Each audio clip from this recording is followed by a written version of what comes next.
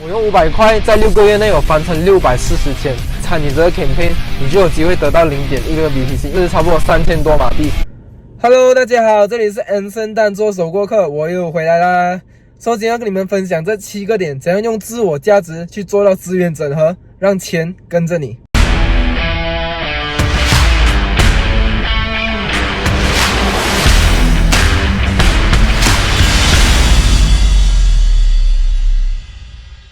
OK， 这7个点呢，就是第一，你要先学会钱的语言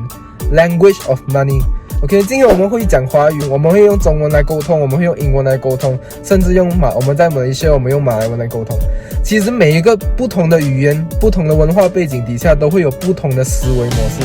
每当你在学习一个语言，你就是在用对方的文化的底蕴来去做思考，来去做一个讲话沟通的一个思考。所以今天一样啊，今天在有钱人的社会里面，或者有钱人的圈子里面，我们一定要学会钱的语言。OK， 钱的语言是什么？好像 balance sheet， 好像是资源啊，好像我们讲 balance sheet、asset、liabilities， 或者是 LTV、ACR 或者 CTR 这些，真的是老板自己本身，或者是有在经营生意的人，他们会去理解的这些词语，因为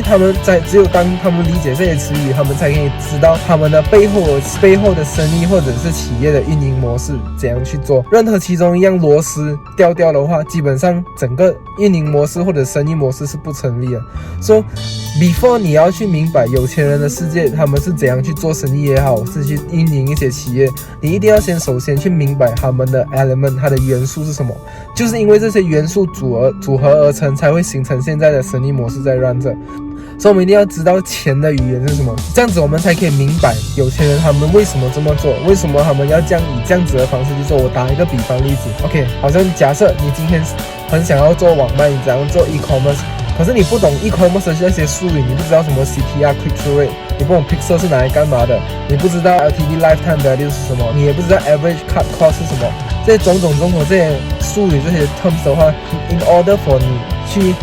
以便让你要在这个领域里面专精，甚至赚到很多钱的话，这些东西是你不可避免，一定要去深入的去了解它的本质，它是怎样运用。知道还是不够的，知道还不够啊！知道了过后，你要知道这些点，你学了可能10个点，这10个点要怎样连通在一起，然后拿来一起融会贯通来用。OK， 融会贯通啊，这里关键点，融会贯通。今天我们学一个语言，今天好像我们假设来讲，用我们学习语言的方式一模一样的。今天你学英文，你不可能只学到 A 到 Z， 你学一个英文，你也不可能只是学名词，不学动词，不学形容词，因为在一个句子里面，在一个沟通的一个来回的一个 conversation 当中，一个句子一个 statement 要造成，一定要懂至少2到3个 element 以上，就是这些元素。这样一样啊，我们今天做生意，我们今天做赚钱的事情，一定要知道它的 element， 其中之后来知道怎样去运用在当中 OK， 所以第一个你一定要先理解钱的语言，钱的语言一定是必不可少，因为你做生意也好，还是做什么企业的话，你一定要先懂语言。为什么 OK， 再来讲语言为什么这么重要，就来到我要讲的第二个点。第二个点就是你要去结交不去避讳谈钱的朋友 ，OK， 不去避讳谈钱的朋友。这样讲，如果今天你跟一个朋友或者好，不是讲这种朋友不好，只是讲他们比较一谈到钱，他们就觉得哇，这么又谈钱哦，这么你每天谈钱，他们会这样讲你的话，没有关系，不可以怪他，也不会讲他是坏人还是什么。你要多去交一些会不避讳谈钱的朋友，而且尤其是他们谈钱，他们会跟你很开心，跟你继续讨论那种朋友。为什么？如果你是找那种朋友是避讳谈钱，你一跟他讲到钱，他们就会马上有一个潜意识的一个声音出来讲啊，钱是邪恶的啊，或者是有钱人都是不好的东西啊，点。如果他们的潜意识是这样子告诉他们的话，你去跟他谈钱的东西基本上是没有什么效能的。因为假设如果你是去找会谈钱的朋友，你跟他讲钱，你跟他讲生意，他会给你更多的 idea 跟一些启发跟 inspiration， 让你去知道哦，你的企业应该怎样做，或者是你看到他的运营模式这样子做，你知道他跟你讲，因为他在讲钱嘛，跟你讲他生意怎样做啊，怎样赚钱，你就从里面学到一些你平常想不到的一些点子，然后从而去帮助到你有更多赚钱的一个 idea 或者想法跟创意。OK， 所以第二个点，不要去避讳谈钱，然后去尽量去找不避讳谈钱的朋友，来去拓展自己在生意上跟金钱上的一个思维的一个展开。 OK， 所以第二个点，不要去避讳去谈钱，然后去找认识不避讳谈钱的朋友，这样就带来了第三点。也许你会听到我讲第一第二点就还好，没有什么东西，可是你不要小看那第一第二点。第一点我讲了，你要学会钱的语言。第二是你不要去避讳跟会谈钱的朋友去沟通聊天。为什么这前面2点很重要？因为这是拓展你开始去预备你的思维方式的一个 warm up， 我们讲热身。因为为什么就来到第三个点，就是讲你要会赚钱就转这个意思。有些发音他们会讲成赚钱 ，OK， 因为赚钱其实就在教你怎样赚钱 ，OK。你今天你的口袋，如果你钱一直进，可是你不出的话，我很相信是基本上你是不可能把你的手上的生意也好，或者是你手上的一些 skill 起来，不可能。因为我们华人每次讲小财不出大财不入嘛，我时常会讲先做了再来安排。怎样讲？可能你的脑里面有一个 idea， 很有创意的 idea 你要做，好像如果是我的例子的话，那时候我做 crypto 嘛，做 crypto， 然后我是想要借别人的钱来借力使力，可是如果我像平常人想这样多的话，或者是不愿意先给钱出去的话，怎样讲给钱出去啊？等一下你听我解释。我是基本上我不会到我今天这个阶段，为什么？因为那时候我刚刚在，如果你们懂我的故事的话，我就是等一下后面我会讲到更细，我是怎样去 run 整个 process。一开始的话我也是没有钱，然后我的 skill 也不会讲到很够力，或者是超级有信心，我的信心也没有到100%那种，可是我就有这个 idea， 然后我有一点点的信心就足够了，然后我就先去做，就让钱去赚钱啊。怎样讲？你会听到8个耳朵，现在没有问题，我慢慢解释，你听我慢慢 share。就是 OK， 就我的当时的情况就是我讲我有500块嘛，那时候我的 starting capital 500块，我翻到3000块啊。差不多1个月的时间里面，我就开始跟市场的人拿钱 ，OK， 这个时候就是我讲的赚钱。当我跟他们拿饭的时候，我的 promise 我还很记得，那时候是2个礼拜 10%，2个礼拜 10% 其实很高了。这样坦白讲，那个时候因为我技术还没有到家，现在的话当然可以，可是那时候的话，我的技术是还属于中上的等级。然后对自己也不是那么有信心，进的单也不会太大，所以回抽也不会那么大，所以基本上我一开始在做的时候是亏钱在做了 ，OK， 亏钱在做这个生意，所以这个就我讲的赚钱。你一开始做一个东西一个项目，你就一直想我要先赚。如果你没有把目光放长远一点的话，去看如果我现在先给他这个钱，我 fulfill 我的 promise 的时候，我在建立的是什么？是我的信誉嘛 ，OK， 是我的 reputation。So 我的 reputation 做到出去啊，我 promise investor 的事情我做到给他，他就会开心，自然就口耳相传。然后我在做多一个项目的时候，我在 offer 其他的回抽计划的时候，他们自然而然就会去 buy， 他们自然就会相信我这个人，因为我 deliver 到我的 promise 嘛。所以其实我看的是长远的，短期来看对我亏钱，因为我在贴着钱做这个东西嘛。可是我在想的是我要让这个钱赚，我先让这钱出去先，我让钱帮我做这个工作，就是做一个 lifetime 的 value 回来。这个就是我所谓的赚钱。很多时候我们先不要去想我们是不是做这个东西会不会马上盈利，是不是会马上 profit。 如果可以用一些少许的亏损来去换取更大的回报的话，我们那个回报不一定是金钱上的，可以是 intangible 的，可以是名声或者是名誉，或者是不是金钱上的一个数目的东西。只要长远来看，这个是一个合理的交易的话 OK， 我们去做它。因为你要知道我们现在手上，因为尤其是我们一开始的时候，像我那时候我什么都没有，我可以输的也不多，我是以这样的思考方式去想这件事情，所以我讲 OK 不用紧，贴钱我都做。很多时候我会讲你先做了，我们才去想怎样办 OK。 有些人会觉得你这样子做很乱水很没有规划，也许对有些人来讲是这样，可是对我的自己的观念来讲，就是我喜欢先做。就我提过了一个名言，我很喜欢，就是先 shoot 了再 aim。OK， 就是你先去做了，自然而然你一定会碰到问题，可是碰到问题的时候你才解决，在一个解决到来最后的时候，你会发现到转过头回去，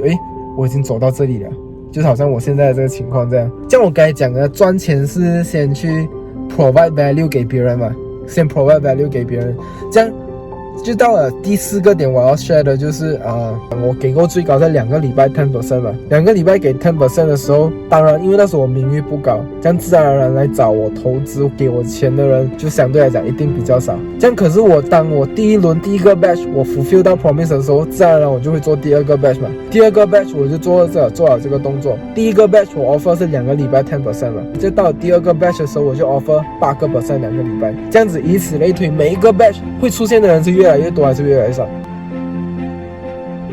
一定是越来越多，因为你的信誉做起来了。可是今天你 offer 的价钱，你 offer 的回报又是比外面的一些投资项目来得更可靠，来得更高它的回酬。安全是指，因为我 show 他们记录，我 show 他们我的交易记录，他们放心，他们知道我有一定的实力可以赚到这笔钱，所以他们给我。OK， 这样第2个点是我为什么我的投资回报会有吸引力，就是自然而然，好像如果你去外面存定存的话，一年也不过2-3%。可是我这里的话是给到这2个礼拜我给8%来讲的话，1个月就16%了，所以是对他们来讲是一个很高回酬，这样自然而然就有吸引力哦。这就是我讲的借力使力，等一下也会牵扯到我讲的第5个点。可是我们先继续讲这边先，就是借力使力。所以我就是讲借力，我用前面的力来使后面的力。为什么？因为前面我讲很少人投的番是给 10% 嘛，可是过后的人进来的话是给8、6、4，我给到最低的是1个月6%，如果我没有记错。这样1个月6%的话，基本上如果你用刚才我讲的 scenario， 前面的人很少，后面的人很多，这样水的那个重量会更高，肯定是后面那个小的嘛。假设是1个月6%的，这样其实我如果把整个投资组合打包在一起的话，可能那个 package 里面我真正要pay out的那个回酬给 investor 是总共是整个翻的，可能是6到7%而已。所以6到7%跟当初的2个礼拜10%是不是差很远？我就是用这个借力使力，可是又不损害双方的预期跟利益的情况下，我做这个决定，因为双方还是很开心嘛。前面的人 early bird 就开心哦，因为他早进嘛，这个是合情合理的，天经地义的事情，因为他早相信我，所以我给他高回抽没有错。到最后 even 到1个月给6%还是很高回抽啊。even APF 你讲最稳定的 APF 一年你给6%，所以我那时候做的是1个月6%，所以是很高 OK。 而且每一个 promise 到最后 close case 到完，每个人都拿到他们钱，每个人都很开心，自然而然我的 reputation 就做起来了。所以这个一模一样，我赚到我要的钱，我单单就从这边，这个就是为什么我可以从500块翻到17粒的秘密 OK， 17粒 BTC 就差不多 640K 啊，那时候在6个月内以内。所以这个是那个秘密啊，所以你们就是听着我讲我的秘密啊，就那时候我是怎样办到从500块慢慢翻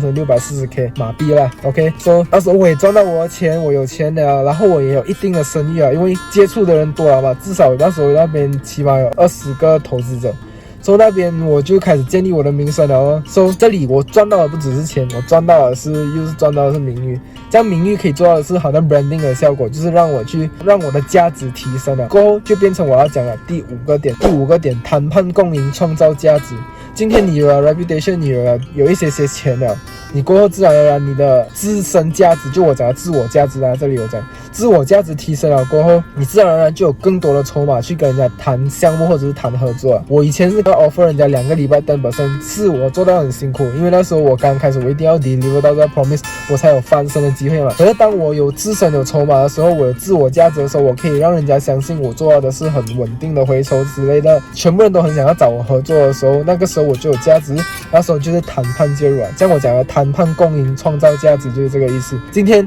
我们双方都可以在互利共赢的情况下去合作的话，我们自然而然就会有在这段关系之中就在创造价值啊。我打一个实际例子，今天我不需要再做牛做马做到这样辛苦，每一个月要 fulfill 这么高的 profit， 剩下可能自己只赚到一半，就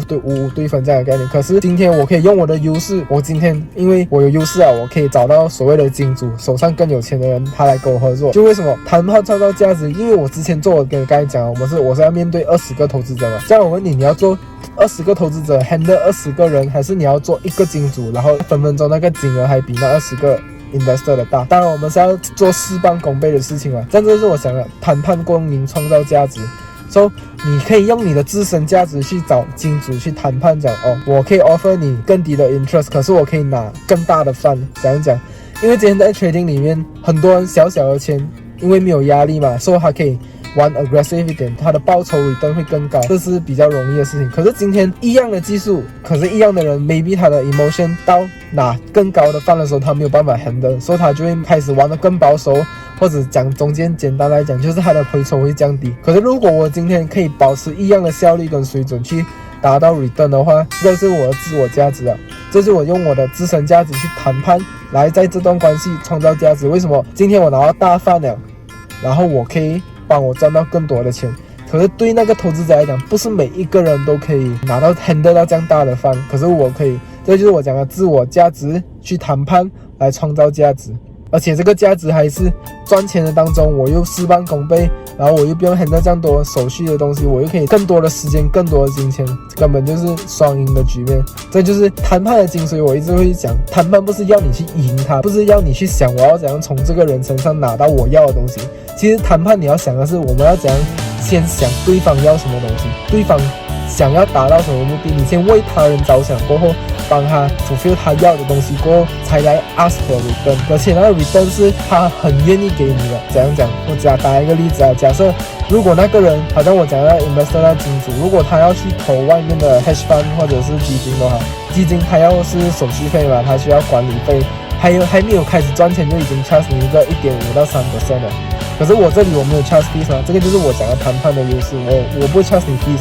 然后又加上我的回酬更高，这样很简单的嘛，我的优势就在了，自然而然我就有谈判的优势，因为我知道他要什么，我也知道外面的行情，我有做过功课，我也知道外面的项目比不过我的这边的一个投资回报率，然后return更高，更有吸引力，所以我就用这个点去跟他谈判。我不是在夺走他东西啊，我是在 offer 他，给他更高的回酬，然后给他看我的资料，给他看我的记录，他觉得 OK， 可以哦，他是不是很开心？他完全不是，他恨不得跟我一起合作，因为他看到这些数据，他看到的预期更高。这就是我讲，你的谈判不是要去夺取，你是要去共赢，去 fulfill 人家，去 offer 人家他们要的东西，从而去得到你也要的东西，双方开心共赢。OK， 就是我讲的第5个点。这就是我讲的第4个点，就是我讲的谈判共赢，创造价值，资源整合。这个已经是在做这资源整合了。你在用你本来没有的东西去跟人家拿回来了，然后去帮助到你自己的一个生意做到更高的档次。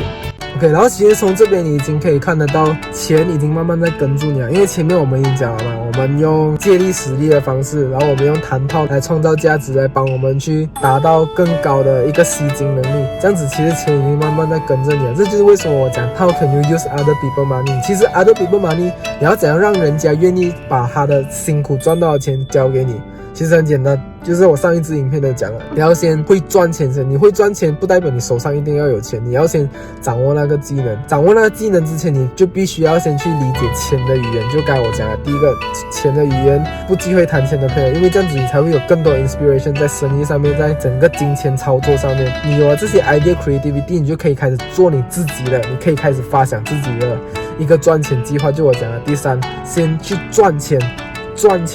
开始去想 idea， 去fulfill你的 idea， 先去做好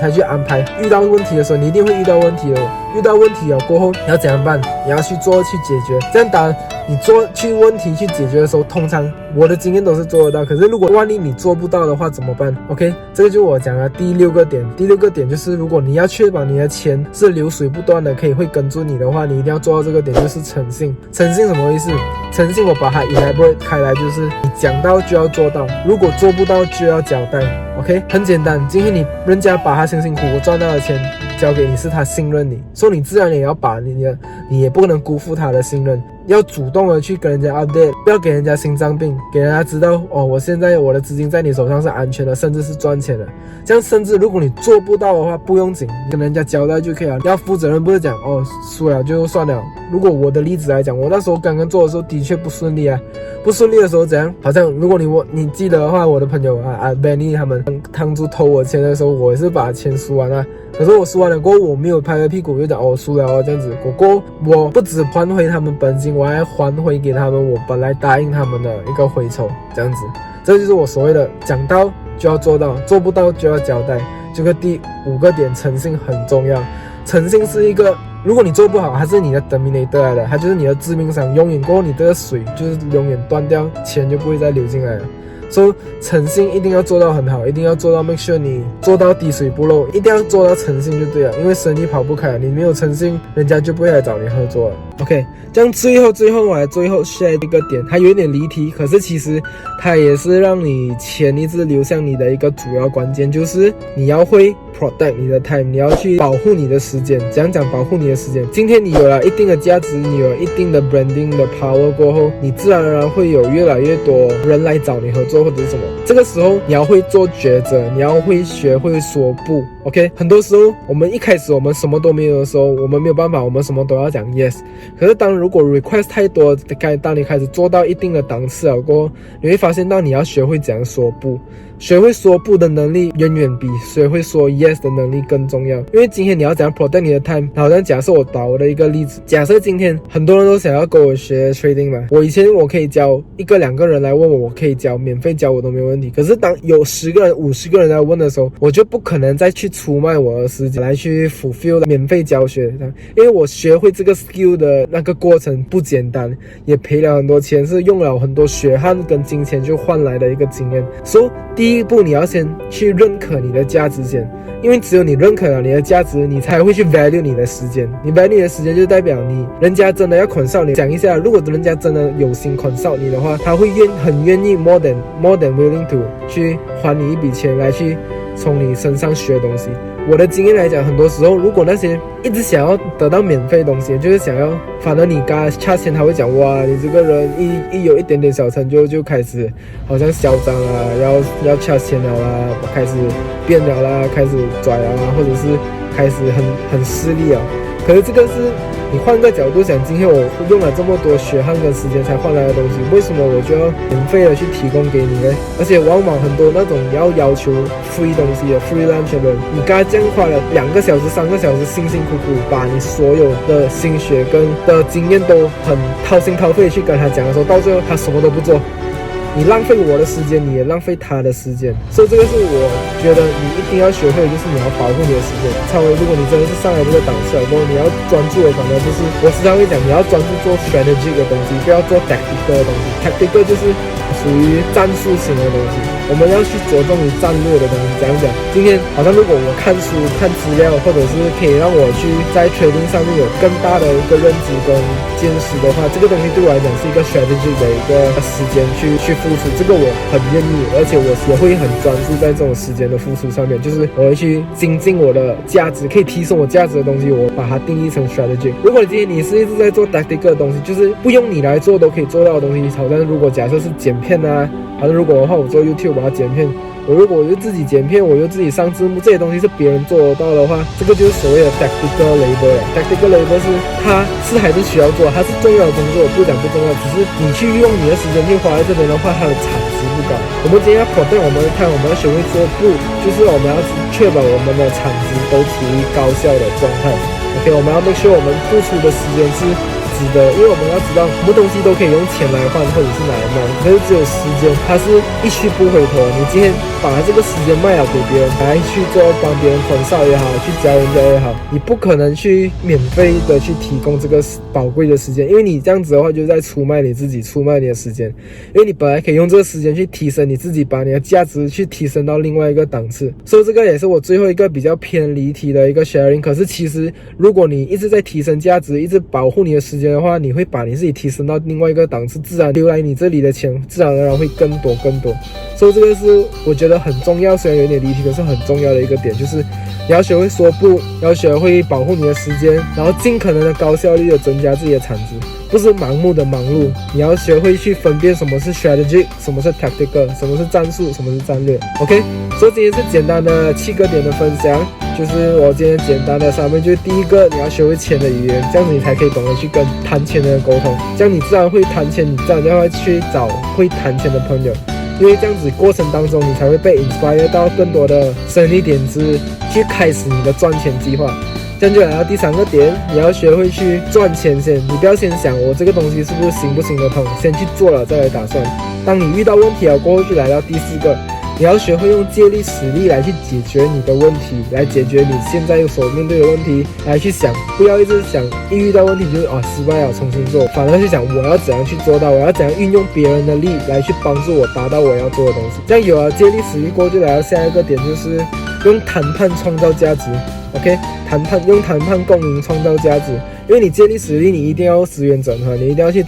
从关系中找到机会，然后从而去做资源整合，从中双方获利。OK， 这样子我们就可以把我们东西做到另外一个档次。这样当我们做到另外一个档次了过后，我们一定要有诚信，这个很重要。如果你的档次再高，做到再高的话，如果你一天没有诚信，你的诚信亏了，什么东西都归零了。 OK， 这样就到了最后一个题外话，就是你要学会说不， make sure 高产值，然后 make sure 不要出卖自己的时间，专注在提升自我价值的东西，就是 strategy 的东西，尽量把 tactical 战术型的东西分担出去 outsource 出去给别人做，我们自己尽量专注在strategy 可以提升自我价值的地方。 OK， 所以今天我就分享到这里啦。所以如果刚才我分享那7个点对你有帮助的话， make sure 你要 subscribe 我的频道，订阅，开启小铃铛，然后按 like， 然后 share 给你的朋友，让他们知道要怎样去让钱不断的流向你们自己。 OK， 所以这里是Anson Dan 做手过客，我们下一集影片再见，拜拜。